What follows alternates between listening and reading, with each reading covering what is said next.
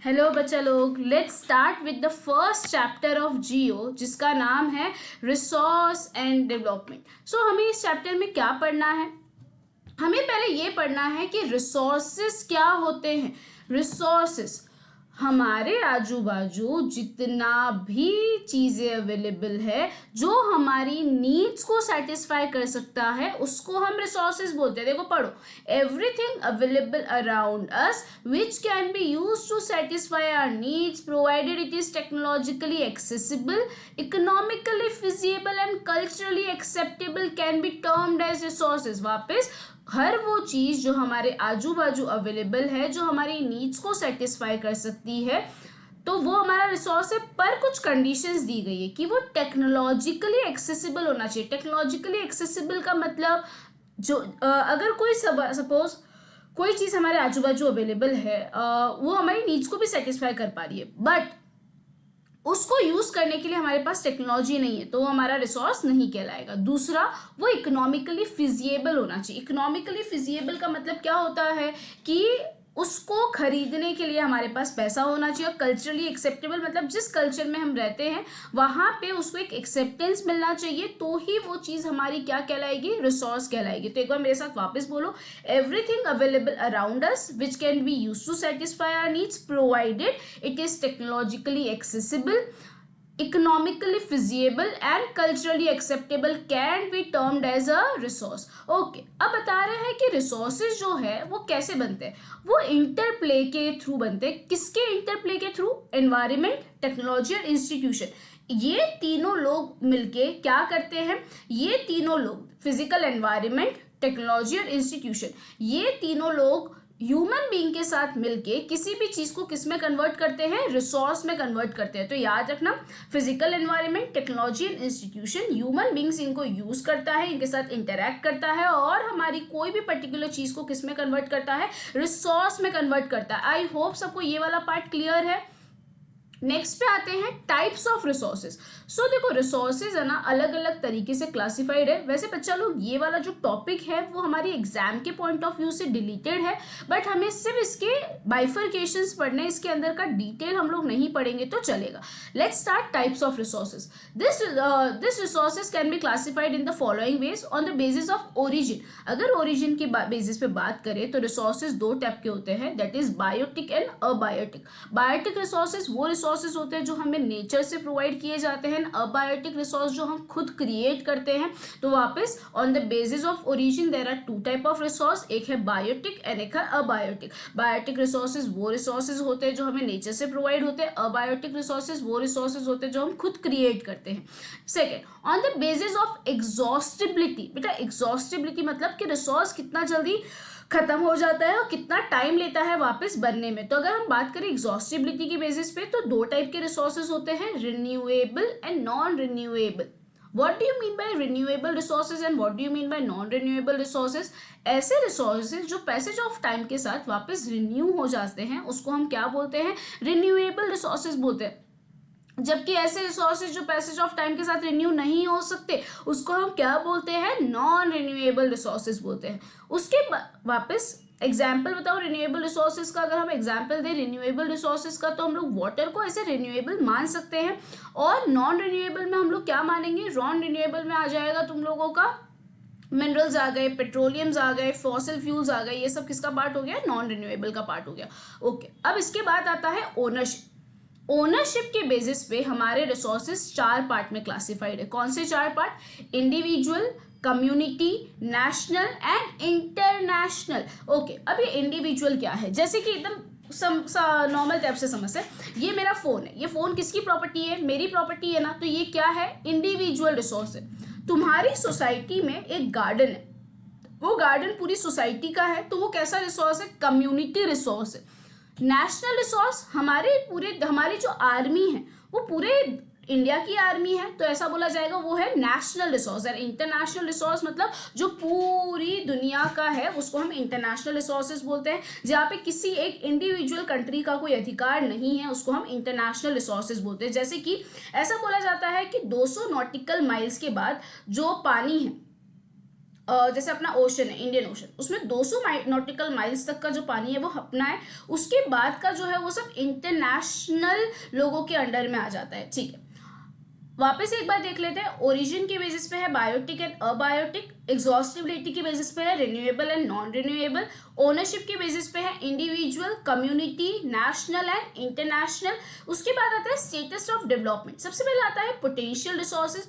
Potential resources वो resources है जो तुम्हारे पास अवेलेबल भी है और वो तुम्हारी नीड्स को क्या कर सकता है, फुलफिल भी कर सकता है। उसको हम जो तुम इसके अगर हम डिटेल में डेफिनेशन देखें पोटेंशियल रिसोर्सेज की, तो वो क्या है, देखो इधर, potential resources which are found in region, मतलब हम लोगों के आजू बाजू में वो रिसोर्स है पर हम लोग उसको अभी क्या नहीं कर रहे, यूटिलाइज नहीं कर रहे। जैसे हमारे पास बहुत सोलर एनर्जी अवेलेबल है बट हम लोग क्या नहीं कर पा रहे, उसको प्रॉपरली यूटिलाइज नहीं कर पा रहे, तो उसको हम क्या बोलेंगे, पोटेंशियल रिसोर्सेज बोलेंगे। कैसे रिसोर्सेज बोलेंगे, पोटेंशियल रिसोर्सेज। उसके बाद तुम लोगों के आते हैं डेवलप्ड रिसोर्सेज। अब ये डेवलप्ड रिसोर्सेज क्या होते हैं, डेवलप्ड रिसोर्सेज मतलब जो रिसोर्सेज हम करेंटली यूज कर रहे हैं उसको हम क्या बोलते हैं, डेवलप्ड रिसोर्सेज बोलते हैं। स्टॉक ऐसे रिसोर्सेज जिसके लिए हमारे पास अभी तक अप्रोप्रिएट टेक्नोलॉजी अवेलेबल नहीं है, जैसे कि water is a compound of hydrogen and oxygen. Water में क्या होता है, H2 होता है। हाइड्रोजन एक बहुत इंपॉर्टेंट सोर्स ऑफ एनर्जी है बट अभी तक हमें ये नहीं पता कि वाटर में से हाइड्रोजन को एक्सट्रैक्ट किस तरह से किया जाता है, तो वो हमारा क्या हो गया, स्टॉक हो गया। और रिजर्व मतलब उसको हमें यूज करना भी आता है, उसको हमें प्रॉपर सब कुछ करना आता है, उसके लिए हमारे पास टेक्नोलॉजी भी है बट हमने उसको क्या करके रखा है, बचा के रखा है हमारी फ्यूचर जनरेशन के लिए, तो उसको रिजर्व बोलते हैं। अब बच्चे पोटेंशियल रिसोर्सेज में और रिजर्व में कंफ्यूज होते हैं। पोटेंशियल रिसोर्सेज वो रिसोर्सेज है जिसके रिलेटेड अभी तक हमारे पास क्या नहीं है, वापस एक बार देख लो उसकी डेफिनेशन। पोटेंशियल रिसोर्सेज वो रिसोर्सेज है जिसको हमने यूटिलाइज नहीं किया, हम कर सकते हैं पर उसको हमने यूटिलाइज नहीं किया है। और तुम्हारे लास्ट रिसोर्सेज का क्या डेफिनेशन है, वो ऐसे रिजर्व्स वो रिसोर्सेज है जो हम यूटिलाइज करना भी चाहते हैं बट हम नहीं कर रहे ताकि हम उसको फ्यूचर के लिए क्या कर सके, सेव कर सके। आई होप इतना सब लोगों को क्लियर है। तो एक बार मेरे साथ वापस बोलना, क्लासिफिकेशंस में क्या क्या क्लासिफिकेशन है। सबसे पहले ओरिजिन के बेसिस पे आता है बायोटिक एंड अबायोटिक, उसके बाद डेवलपमेंट के बेसिस पे आता है potential, developed, stock and reserves. Stock क्या था, अवेलेबल है पर टेक्नोलॉजी नहीं है, ठीक है। उसके बाद मेरे को बताओ अपन ने क्या भेजा, एग्जॉस्टिबिलिटी के बेसिस पे। एग्जॉस्टिबिलिटी के बेसिस पे कितने टाइप के रिसोर्सेज होते हैं, दो, renewable and non renewable. And ownership के बेसिस पे कितने टाइप के रिसोर्सेज होते हैं, सबसे पहले होता है प्राइवेट, फिर होता है कम्युनिटी, फिर होता है नेशनल और फिर होता है इंटरनेशनल। अब हम आते हैं नेक्स्ट टॉपिक पे जो एक इंपॉर्टेंट टॉपिक भी माना जा सकता है, रिसोर्स डेवलपमेंट ऑफ रिसोर्सेज। अब ये डेवलपमेंट ऑफ रिसोर्सेज में क्या है, कैसा है, देखते हैं। Resources are vital for human survival as well as for maintaining quality of life. अब रिसोर्सेज हमारे लिए ह्यूमन सर्वाइवल के लिए बहुत इंपॉर्टेंट चीज़ है ताकि हम हमारी ह्यूमन लाइफ की जो क्वालिटी है उसको मेंटेन कर सके। लोगों ने रिसोर्सेज को फ्री गिफ्ट ऑफ नेचर मान लिया है, जिस वजह से वो लोग क्या करते हैं, रिसोर्सेज को बहुत ज़्यादा एक्सप्लॉइट करते हैं और इस कारण हम लोगों को कुछ प्रॉब्लम फेस करनी पड़ती है। तो ये एग्जैक्ट क्वेश्चन एग्जाम में आता है। क्या क्वेश्चन आता है कि human has considered resources as a free gift of nature, what are the problems that we are facing due to this conception या due to this perspective। अब क्या प्रॉब्लम हो रहा है, सबसे पहला प्रॉब्लम डिप्लीशन ऑफ रिसोर्सेज। भाई अगर तुम लोगों ने उसको फ्री गिफ्ट मान लिया है तो ह्यूमन का जो ग्रीड है कि भाई मेरे को और करना है और कमाना है और कमाना है, उस चक्कर में हम नेचुरल रिसोर्सेज को क्या कर रहे हैं, डैमेज कर रहे हैं। दूसरा, accumulation of resources in few hand which divided society into two part. More over क्योंकि होता क्या है, अमीर जो है वो रिसोर्सेज को ज़्यादा एक्सेस कर पाता है, गरीब उसको एक्सेस नहीं कर पाता है, तो रिसोर्सेज जो है वो सिर्फ अमीरों के हाथ में चला जाता है और वो रिसोर्सेज एक्यूमुलेट हो जाता है अमीरों के हाथ में, जिस वजह से हमारी सोसाइटी दो पार्ट में डिवाइड हो जाती है, that is rich and poor. फिर अब ये रिसोर्सेज को गलत तरीके से यूज करने से सबसे बड़ी प्रॉब्लम क्या हो रही है, ग्लोबल क्राइसिस आ रही है, जैसे कि global warming, ozone layer deplete हो रहा है, एनवायरमेंटल पोल्यूशन हो रहा है और डिग्रेडेशन हो रहा है। तो इसीलिए बहुत ज़रूरी है कि हम इक्विटेबल यूज़ करें हमारे रिसोर्सेज का, ताकि हर जगह पे एक बैलेंस ग्रोथ भी आए और हमारी जो कंट्री है वो डेंजर से दूर रह पाए। Future of a planet danger में है, इसीलिए रिसोर्स प्लानिंग बहुत इंपॉर्टेंट है। तो ये क्वेश्चन आता है कि रिसोर्स प्लानिंग क्यों बहुत ज़रूरी है, क्यों बहुत ज़रूरी है, क्योंकि रिसोर्सेज डिप्लीट हो रहे हैं, एक्यूमुलेट हो रहे हैं कुछ हाथों में, ग्लोबल क्राइसिस आ रही है, अगर हमने उसको इक्विटेबल यूज़ नहीं किया तो हमारे जो रिसोर्सेज है वो डिप्लीट होते जाएंगे और हम लोगों की जो कंट्री है वो डेंजर में आ जाएगी। इसीलिए हम लोगों को रिसोर्स प्लानिंग क्या है, बहुत ज़्यादा ज़रूरी है। आई होप ये डेवलपमेंट ऑफ रिसोर्सेज वाला टॉपिक क्लियर है। नेक्स्ट टॉपिक हम लोगों का है सस्टेनेबल डेवलपमेंट। अब ये सस्टेनेबल डेवलपमेंट हमने बहुत बार पढ़ा हुआ है। सस्टेनेबल डेवलपमेंट मतलब क्या?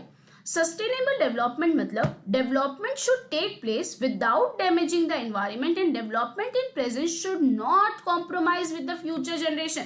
भाई तुम लोग खुद तो डेवलप करो, हमें कोई प्रॉब्लम नहीं है तुम डेवलप कर रहे हो, बट तुम्हारे डेवलपमेंट से हमारे फ्यूचर जनरेशन की डेवलपमेंट कॉम्प्रोमाइज नहीं होनी चाहिए। तो उसको हम क्या बोलेंगे? सस्टेनेबल डेवलपमेंट बोलेंगे। एक बार मेरे साथ वापस बोलना, सस्टेनेबल डेवलपमेंट का मतलब क्या होता है? Development should take place without damaging the environment in the present, without damaging the environment, and development in present should not compromise with the future generation। आज का डेवलपमेंट फ्यूचर जनरेशन की development के साथ कॉम्प्रोमाइज नहीं कर सकता। Okay, ये हमारा सस्टेनेबल डेवलपमेंट वाला टॉपिक था। बच्चा लोग, हमारे इको के चैप्टर में एक सस्टेनेबल डेवलपमेंट वाला पार्ट है और एक ये वाला पार्ट है। ये वाला जो पार्ट है इसमें सिर्फ डेफिनेशन है। इकोनॉमिक्स वाला जो सस्टेनेबल डेवलपमेंट है उसमें पूरा एक टॉपिक दिया हुआ है। अगर तुम्हारा 5 मार्क में क्वेश्चन आता है जो इस साल आया था, तो तुम लोगों को इकोनॉमिक्स वाला जो पार्ट है वो लिखना है। डेफिनेशन तुम कोई भी लिख सकते हो, ये भी लिख सकते हो और वो भी लिख सकते हो, ठीक है। अब आते हैं रियो दे जेनेरियो समिट 1992। अब ये भी टॉपिक बहुत इंपॉर्टेंट है, Rio de Janeiro summit and agenda 21। ये दोनों टॉपिक हम लोग इंपॉर्टेंट कंसिडर करेंगे। सबसे पहले देखते हैं, इन जून 1992 more than 100 heads of state, क्या बता रहे हैं, जून 1992 में 100 से ज़्यादा स्टेट्स कहाँ मिले? रियो द जेनेरियो में मिले, ब्राज़ील में। क्यों मिले?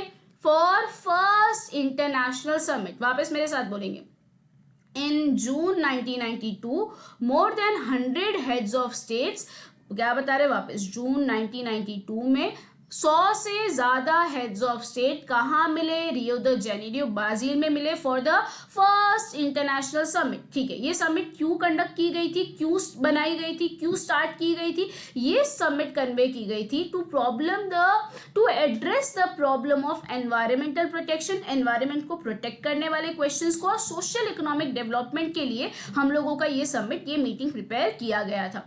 The assemble leaders sign the declaration on global climate change and biological diversity. ये लोग सब मिले, इन लोगों ने एक डॉक्यूमेंट प्रिपेयर किया, एक डिक्लेरेशन प्रिपेयर किया, जहां पे उन्होंने 2 चीजों पे साइन किया, एक ग्लोबल क्लाइमेटिक चेंज और एक biological diversity. Sorry, the Rio convention endorse the global forest principle. क्या बता रहे हैं? रियो कन्वेंशंस में बता रहे हैं कि फॉरेस्ट प्रिंसिपल अडॉप्ट किए गए, एजेंडा 21 अडॉप्ट किया गया फॉर सस्टेनेबल डेवलपमेंट। तो एक बार मेरे साथ वापस बोलो, रियो द जेनेरियो 1992 में 100 से ज्यादा लोग रियो द जेनेरियो ब्राजील में मिले, किस लिए? फर्स्ट इंटरनेशनल समिट के लिए मिले। वो लोग, ये मीटिंग क्यों कन्वे की गई? To address the problem of environment and social economic development. एक डिक्लेरेशन साइन किया गया climatic change and biological diversity के ऊपर। उसके बाद बता रहे हैं इस कन्वेंशन में उन लोगों ने बहुत सारे फॉरेस्ट प्रिंसिपल भी एक्सेप्ट किए और एजेंडा 21 बनाया। अभी ये एजेंडा 21 क्या है बेटा? एजेंडा 21 एक डॉक्यूमेंटेशन है जिसमें हर कंट्री को गाइड किया गया कि किस तरह से वो अपने देश में जो एनवायरमेंटल प्रॉब्लम्स है उसको सॉल्व कर सकता है। हर बंदा अपना एजेंडा खुद से बना सकता था। एजेंडा 21 सिर्फ एक प्रोफोमा, एक बोलते हैं ना सैंपल था। आप उस सैंपल को यूज करके खुद का एजेंडा 21 बना सकते थे। तो चलो स्टार्ट करते हैं। What is agenda 21? It is a declaration signed by the world leader in 1992 at United Nations Conference on Environment and Development, which took place at Rio de Janeiro, Brazil. बता रहे ये डिक्लेरेशन है जो 1992 में sign किया गया था United, वही हमारा जो ऊपर कॉन्फ्रेंस हुआ था वहां पे, जो रियो द जेनेरियो में हुआ था। इसका पर्पस क्या था? सस्टेनेबल डेवलपमेंट ऑब्टेन करना, एनवायरमेंटल डैमेज हटाना, पॉवर्टी हटाना और ग्लोबल कोऑर्डिनेशंस लेके आना और म्यूचुअल अंडरस्टैंडिंग और रिस्पॉन्सिबिलिटी लेके आना। मेन ऑब्जेक्टिव एजेंडा 21 का था एक सैंपल प्रोवाइड करना हर गवर्नमेंट के लिए, और वो सैंपल को यूज करके हर गवर्नमेंट खुद का क्या बना सकती थी? एजेंडा 21 बना सकती थी। तो अपन ने अभी तक क्या क्या पढ़ा? अपन ने पढ़ा व्हाट इज रिसोर्स, फिर अपन ने क्या पढ़ा? टाइप्स ऑफ रिसोर्स, फिर अपन ने क्या पढ़ा, रिसोर्स डेवलपमेंट, फिर अपन ने क्या पढ़ा, रियो द जेनीरियो वाला पार्ट, और फिर अपन ने क्या पढ़ा, एजेंडा 21। आई होप सबको ये टॉपिक्स एकदम क्लियर है। ये अगर क्लियर है तो हम नेक्स्ट पार्ट पे आएंगे कि रिसोर्स प्लानिंग क्या होता है, कैसे होता है। ये वाला पार्ट हम नेक्स्ट वीडियो में कवर करेंगे। अभी हम लोगों को एजेंडा 21 तक सबको क्लियर होना चाहिए। किसी को कोई डाउट हो तो आप लोग मुझे मैसेज कर सकते हैं, या फिर आप लोग मुझे क्लास के अंदर भी पूछ सकते हैं कि ये दीदी पर्टिकुलर टॉपिक मुझे वापस एक्सप्लेन करो। ओके।